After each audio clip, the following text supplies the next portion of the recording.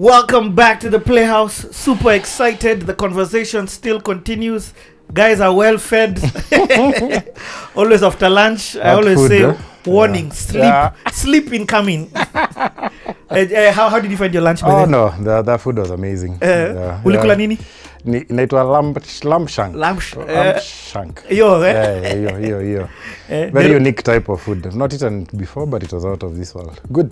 Dero, what did you eat? Dero has become like me. You know, I normally used to eat so much breakfast. Then lunch we overeat. Nick is still enjoying the parks. Koroga chicken. Which I tasted. Very good. So I mean, these meals are available Monday to Monday at the Sarova. There's a restaurant downstairs. There's other restaurants where they just serve some amazing delicacies. But also on Sunday, I keep saying on Sunday they've got the Sunday brunch. So that video that you just saw that played in the beginning, that there is a Sunday brunch, man. Different meals. We've got the salad bar, we've got the sushi bar, we've got kids. It's kids friendly. In case you're wondering if you've got a bunch of kids, whether you can come with them, you definitely can. The kids have got their own selection of food. Nyama, you know nyama. Various prawns. You're speaking to me. There's just family man. Biryani, shawarma, Indian cuisine. I mean, it's excess. But so I always like to say a big thank you because the conversation can go long on CTA. So it's important that the guests eat well. And not sleep. Okay, so let's continue with this amazing conversation. I mean, I'm learning a lot. You definitely, and I'm also seeing you understand. You know the way these guys say "kwa ground vitu ni different." You guys created a lot of your solutions from being on the ground and truly understanding the needs of entrepreneurs. So where we left this thing off, another election came to disrupt the thing. So let me ask, actually, does elections it's an election year. Do constant elections affect what do you call this? Do they constantly affect the business, our business? Definitely they do. But what started to happen for me after 2012, I said I would be foolish to suffer through another election. So I became a bit more preemptive about how we plan for the election season. So for 2017, we had planned for one election, we ended up having two. So we're not ready for the second one. But there are things we had put in place that prevented it being difficult. Like there are certain sectors we target during election year that have business that will run through the year. And that kind of keeps us in business as we go through that time. So but yes, definitely there are certain sectors that get very hit because during election years, people kind of hold back on making decisions, so they don't invest in anything new. So they just marketing definitely takes a hit. Yes.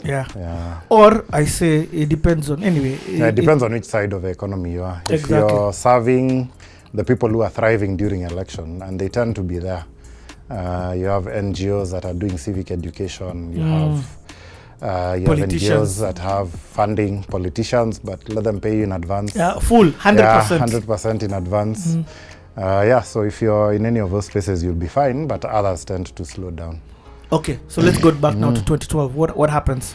So I think because we had started this new entrepreneurship program, so we did, I think, 3 cohorts in 2010. 2011, I think we did another 2 or 3. So the program was kind of picking up, and that's where we now started to get the attention of corporates and donors and people who fund SME programs. So in a small way, we started to get the attention of the corporates, but of course there was an election looming. And I think once again, for that one, we had not prepared for it for sure. So as we headed towards 2012, business wasn't doing as well as we had hoped. By then, we had moved out of navigators because we finally just got to the situation where we wrapped up that whole situation saying, look, we don't need this whole setup anymore because we are not chasing business that requires that NITA registration anymore. We are in the consulting space. We are, doing cohort-based programs that are a mix of consulting and coaching. That certification was not necessary anymore. So, so we ended up moving our office again to, it was called Silverpool, just near Danje. Back to Valley Arcade. No, it's actually Silverpool is in there's this road near Maker Foods in Hurlingham. So we moved to Hurlingham. It was a small office, it was cheaper. We were getting all the paperwork right at the beginning. So we ended up getting the certification, but by then we had already started moving away from doing corporate trainings. So that what did you call again? You got that? DIT. We got it. Oh, you got it? Yeah, we eventually got it because the new place we moved into, doing the lease was part of the process of moving in. Like the lawyers did it right at the beginning. I like it. So we didn't have any expensive costs around it and the like. I actually remember that, like the previous one, we ended up clearing the bill, but by the time that was happening, I think our business had already moved on to the consulting and the like.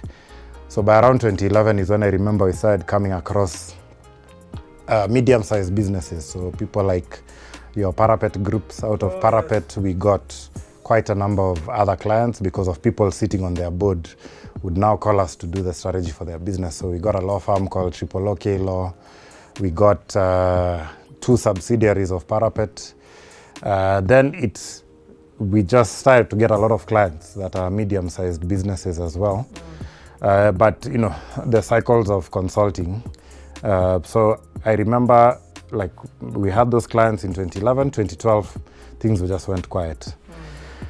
Again, we look at that trend of money disappearing, the downward trend where you can see you're running out of cash, you're getting back to the place where you start to struggle to pay for rent and salaries. By this time, I have 2 kids. So, we got into a space where it was, the pressure was on. Kina David, I don't think they had kids yet. Did they have maybe one? And so, as you watch money drying out, you're just like, okay, it's going to be a tough one. And to have this conversation.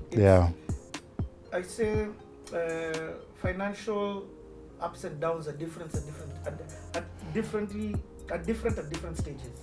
So, for example, when you're single and you're broke, even though you may feel like the world is crashing down, it's different from when you're married and you're broke. Very different. The pressure is different. And it's another one when you are. What do you call this? When you've got kids and you're broke. You get what I mean? Well, it's a lot of pressure. And in fact, I remember that was probably one of the darkest periods ever, even in my entrepreneurship life. When I think back to 2012, I feel like that was my hardest year ever. Like the bottom of a trough, it was just difficult. Because a lot of things we were trying to do, I remember I even almost went back to employment. There's a contract I took up for a USAID project temporarily, like to just keep things going, because it was crazy. Actually, I remembered something else that I missed in this particular whole story. So if you go back to 2007, so we got married, went for honeymoon, came back, elections, post-election violence. At that point, something new came into my life, which is a story that a lot of people will be hearing about for the first time here. So just during that period when they were doing the results for you remember there was like an extended period, then we're not sure. Then once they announced, there was fighting, and then we had this. I even remember the music that was playing on TV at the time. So I started to feel this anxiety that I had never felt before. And it was continuous, like it was not going away. So I'm like, hey, what's going on? So of course, I just said it must be because of this whole situation that's going on. So a few weeks later, I shift from anxiety to complete, like feeling like there's a dark cloud hanging over my head. And I'm like, you know, what's going on? So go see a doctor, and eventually I get the diagnosis that I have depression and anxiety.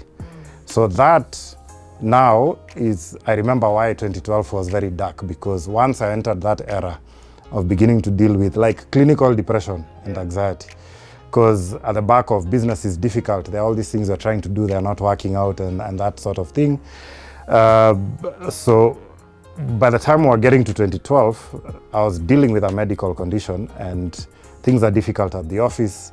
And at that time, my business partner, David, had begun thinking this is not working for him. And so I think he had hinted a few times that he's thinking about leaving. He's been thinking seriously about it. For me, I'd always thought, we've come from standard 6 together. This thing, we are tuko pamoja until we are 90. But increasingly, he started to just, give reservation that he did not feel like this was working out as planned, and therefore, he was considering exiting the business. And those talks continued. And so by the time I think we were getting to the actual election in 2012, again, we are back in the red, no money in the accounts. We need to keep things going. And my business partner has more or less come to the decision. So by December, he had made up his mind. He's like, hey, I can't hack this thing. It's taking a toll. I think it was also taking a toll on our friendship, because now we are mixing business and friendship, and we are like tied to the hip in almost every way possible. So we had a talk at the end of 2012, and he made the decision that he wanted to leave. We discussed, negotiated, I made the decision I was going to buy him out. We were equal owners at the time, came up with a figure, and went through the process of now him leaving the organization. And I don't even think at the time he was sure what he was going to do, but he was just like, it's become too much. Like it was really hectic. So I remember on my side, So you didn't even have the money to buy him out? No. Decided on future. I don't even think I'm done paying him off today. Like it's just something like when I have money I pay type of thing. But it was also like just deciding to part not on acrimonious terms. I think both of us had a lot of things to think about then, because when you've planned your life with somebody up until now, and then now trying to think of the future without each other. In fact, we were living in the same estate even at that time. Like literally with David, we had gone all the way. And so now as this was happening, of course, it was difficult for us. Our wives were friends and probably discussing things, behind our backs about our behavior and how, we prioritize each other maybe instead of them, and those kinds of things. Yes.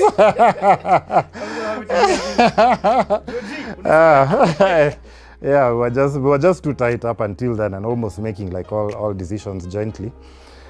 So again, backtrack a little bit back to, I think it was around June. So one of the people who had joined the cohorts to take his business through that program was a guy called Chris Odongo. And so he was our student. He went through the program, and he's looking at the content, and like after a few months of going through the program, he would keep coming back to us, and he's like, I like what you guys are doing. I've been running a business that's almost in a similar space. Would you guys consider that I join your team maybe as a complete minority shareholder? And I would be happy to come on board, and just, team up with you guys.